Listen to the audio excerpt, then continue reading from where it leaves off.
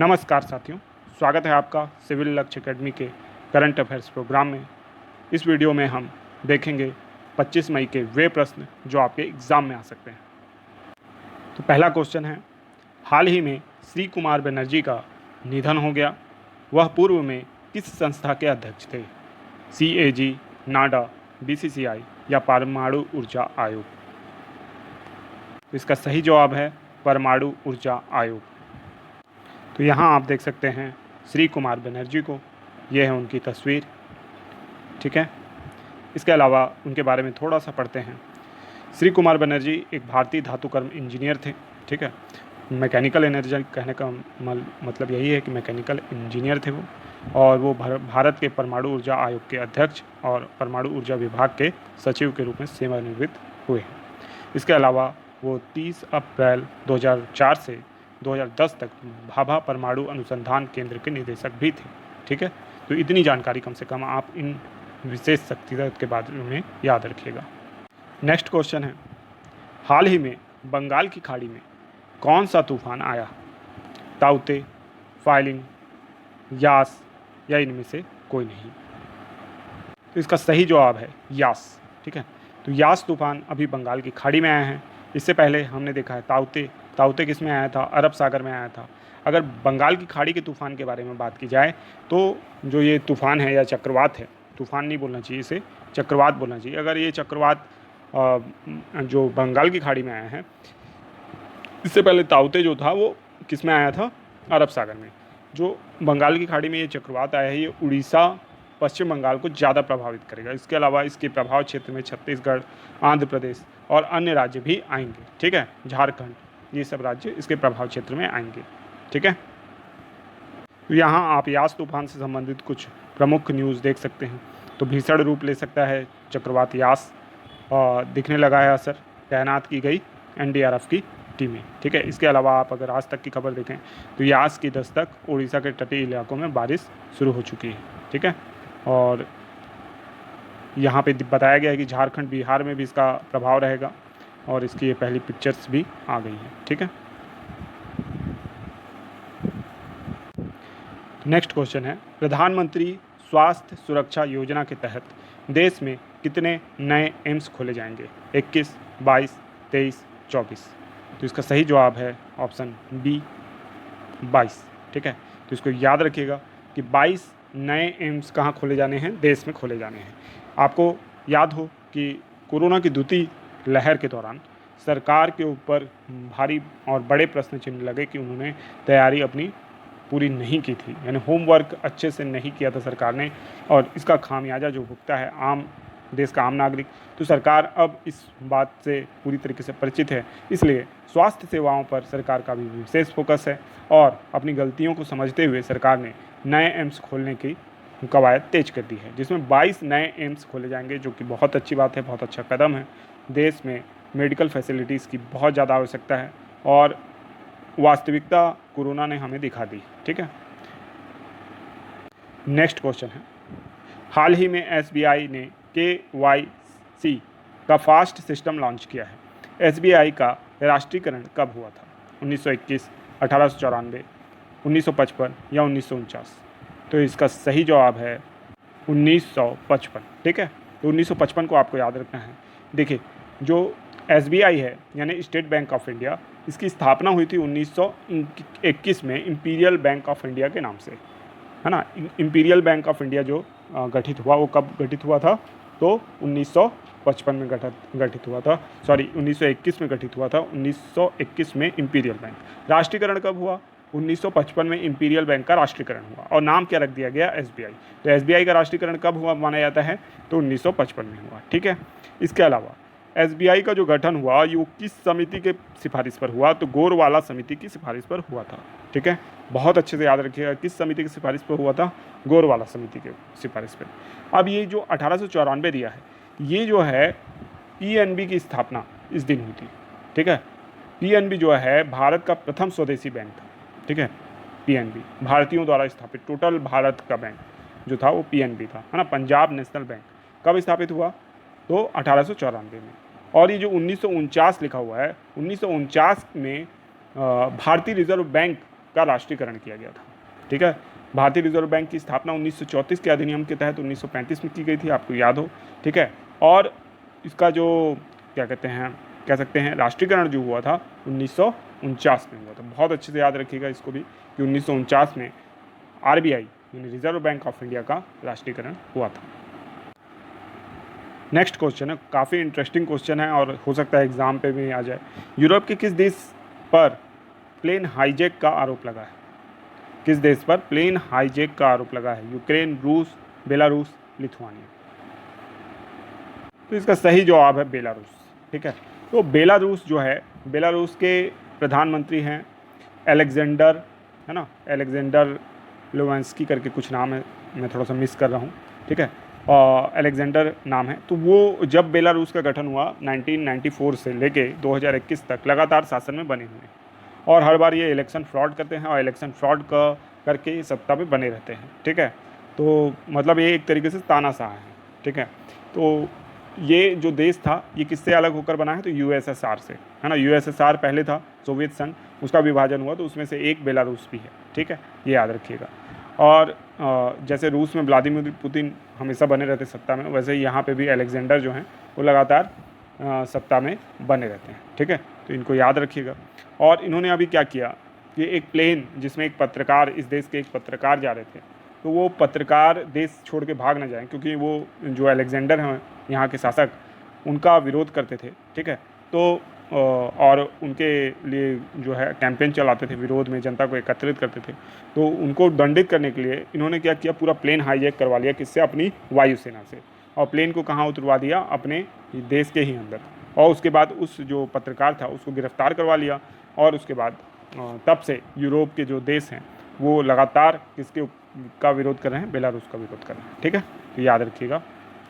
तो यहाँ आप देख सकते हैं, ये न्यूज़ है द इंडियन एक्सप्रेस की, how Belarus hijack a plane to arrest a journalist. ठीक है, तो इस तरीके की न्यूज़ छप रही हैं। इसके अलावा आप यहाँ पे वीडियोज़ में भी देख सकते हैं किस तरीके से यहाँ पे बेलारूस ने एक पत्रकार को, जिसका नाम आई थिंक थोड़ा सा रशियन में है, तो उनको अरेस्ट करने के लिए पूरा प्लेन को ही हाईजैक कर लिया। ठीक है, तो याद रखिएगा इतना। नेक्स्ट क्वेश्चन है, छत्तीसगढ़ हाई कोर्ट के अगले चीफ जस्टिस कौन होंगे? NV रमन्ना, प्रशांत कुमार मिश्रा, शरद कुमार गुप्ता या रामचंद्र मेनन। तो इसका सही जवाब है प्रशांत कुमार मिश्रा। ठीक है, तो प्रशांत कुमार मिश्रा छत्तीसगढ़ हाई कोर्ट के अगले चीफ जस्टिस होंगे और 1 जून से अपना कार्यभार संभालेंगे। तो यहाँ आप देख सकते हैं न्यूज़ लाइव लॉक की, प्रशांत कुमार मिश्रा जो होंगे अगले चीफ जस्टिस होंगे। शायद अभी तक मीडिया के पास इनकी फ़ोटो नहीं आई है, तो फ़ोटो मिसिंग है यहाँ। ठीक है, मैं एक्चुअल में ये न्यूज़ आपको फ़ोटो दिखाने के लिए खोजा था। खैर, नेक्स्ट क्वेश्चन है, कोविड राहत सामग्री के साथ कौन सा नौसेना का जहाज़ मुंबई बंदरगाह पहुंचा है? INS Rajput, INS Kalvari, INS Vikramaditya, INS त्रिकंद। तो इसका सही जवाब है INS त्रिकंद। तो ये थोड़ा मोड़ा सामग्री लेके पहुंचा होता तो ज़रूरी क्वेश्चन नहीं आ सकता था, लेकिन ये बहुत बड़ी मात्रा में राहत सामग्री लेकर कहाँ पहुंचा है? मुंबई के बंदरगाह में पहुंचा है। इससे देश में बहुत सारी जो मेडिकल इक्विपमेंट है उसकी आपूर्ति बढ़ेगी और जो कोरोना से हमारी फ़ाइट चल रही है उसमें बहुत तीव्रता आएगी। ठीक है, राहत मिलेगी मतलब देश को, तो इसको याद रखना है आपको। नेक्स्ट क्वेश्चन है, कौन सी कोरोना वैक्सीन पुरुषों में ज़्यादा कारगर है? फाइजर, मॉडर्ना, उपरोक्त दोनों या कोविशील्ड। तो इसका सही जवाब है उपरोक्त दोनों। ठीक है, तो कोरोना वैक्सीन जो पुरुषों में ज़्यादा कारगर है, ये रिसर्च कहाँ हुई है? अमेरिका में हुई है, जिसमें फाइजर और मॉडर्ना ये माना गया है कि ये जो है दोनों वैक्सीन पुरुषों में ज़्यादा कारगर हैं महिलाओं की अपेक्षा। ठीक है, तो ये छोटा सा तथ्य है जिसे आपको याद रखना है। नेक्स्ट क्वेश्चन है, निम्नलिखित में से सबसे खतरनाक फंगस डिजीज़ कौन सी है? Black fungus, white fungus, yellow fungus या इनमें से कोई नहीं। तो इसका सही जवाब है येलो फंगस। ठीक है, तो पहले आया ब्लैक फंगस, बहुत खतरनाक है ना, यानी डेथ होने की संभावना बहुत ज़्यादा है। फिर बताया कि वाइट फंगस भी है, वाइट फंगस इसका भी कह सकते हैं पापा है ना, और इससे भी ज़्यादा खतरनाक है। अब इन दोनों से अव्वल नंबर का आ गया है येलो फंगस, और बताया जा रहा है कि इन दोनों से खतरनाक है ना, ब्लैक फंगस से और वाइट फंगस से। अब येलो फंगस आ गया। हो सकता है फिर कोई फंगस आ जाए कुछ दिन में, तो उसकी गारंटी मैं नहीं दे सकता हूँ, ठीक है, क्योंकि प्रकृति अभी कोरोना खेलने के बाद फंगस खेल रही है। नेक्स्ट क्वेश्चन है, किस देश ने अपने पासपोर्ट से एक्सेप्ट इज़राइल हटा लिया है? ठीक है, पाकिस्तान, बांग्लादेश, मलेशिया या लीबिया? तो इसका सही जवाब है बांग्लादेश। तो बांग्लादेश ने एक्सेप्ट इज़राइल, पहले इनके पासपोर्ट में लिखा रहता था, मतलब पासपोर्ट तो देते थे अपनी जनता को, लेकिन इज़राइल जाने की अनुमति नहीं देते थे, ठीक है। तो अब जो ये पासपोर्ट देंगे उसमें इज़राइल का नाम जो एक्सक्लूड करके रखा था उसको इंक्लूड करेंगे, है ना, और इज़राइल भी इनके नागरिक जा सकेंगे। इसका अर्थ ये है कि बांग्लादेश पहले इज़राइल को एज ए कंट्री मान्यता नहीं देता था, ठीक है, और यानी उसको मान्यता ही नहीं देता था। अब उसने अगर एक्सेप्ट इज़राइल को हटा दिया है, मतलब उनके नागरिक को वहाँ जा सकेंगे। बांग्लादेश से नागरिक कहाँ जा सकेंगे? इज़राइल जा सकेंगे, मतलब इज़राइल की एग्जिस्टेंस ये स्वीकार करते हैं, मतलब ये मानते हैं हाँ इज़राइल का अस्तित्व है दुनिया में, ठीक है। ये बहुत बड़ी बात है, इसलिए इसे याद रखना ही क्वेश्चन भी बन सकता है।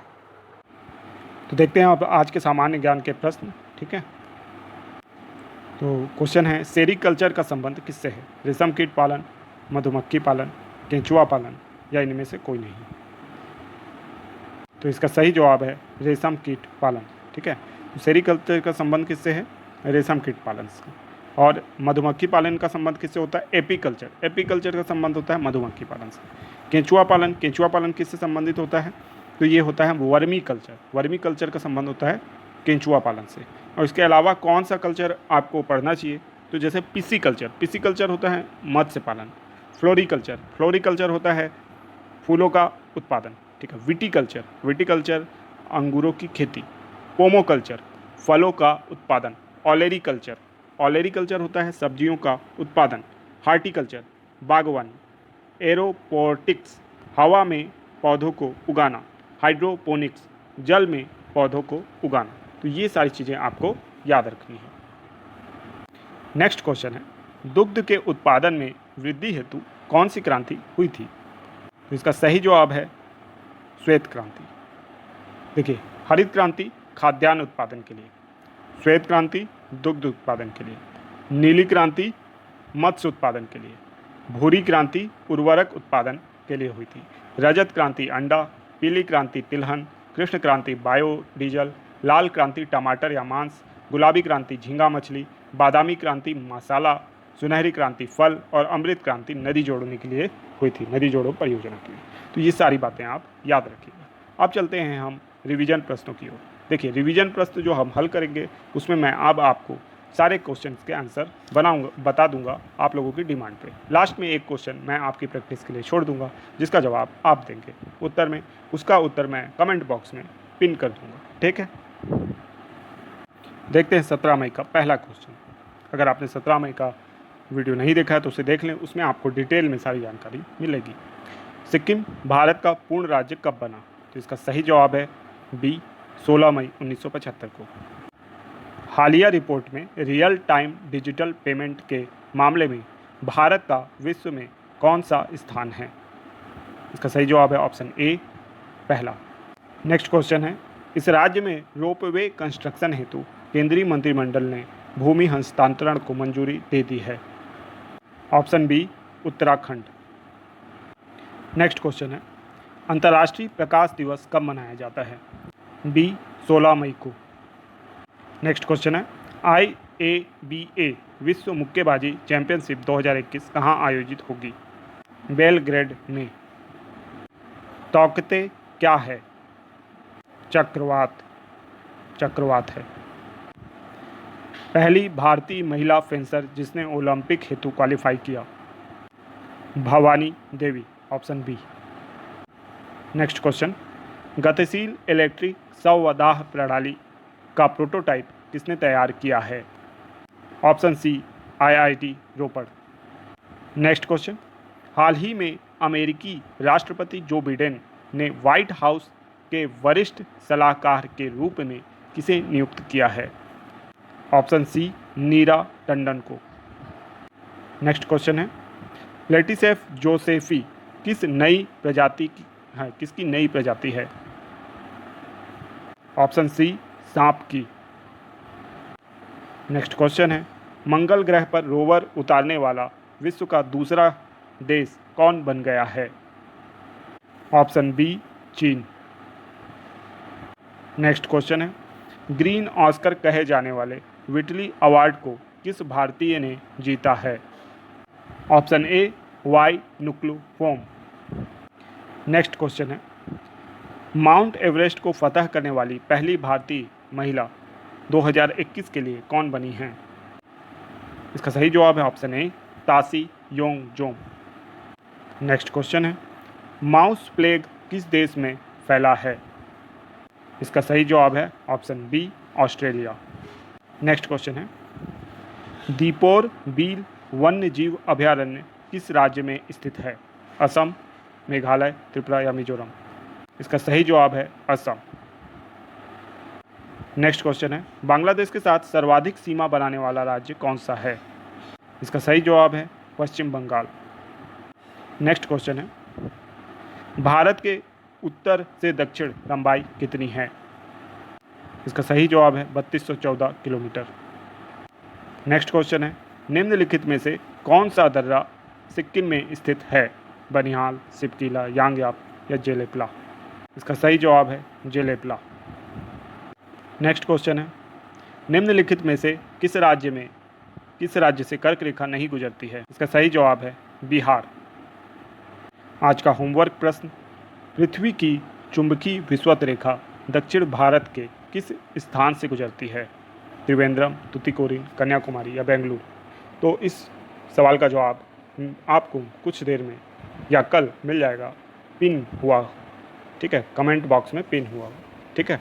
तो आप इसका उत्तर ज़रूर दीजिएगा और साथ ही साथ इस प्रश्न का उत्तर आपको 17 मई के वीडियो में भी मिल जाएगा, वहाँ से आप देख सकते हैं। टेलीग्राम ग्रुप आप ज्वाइन कर सकते हैं, प्लेलिस्ट के माध्यम से रिवीजन कर सकते हैं। आपका दिन शुभ हो, धन्यवाद।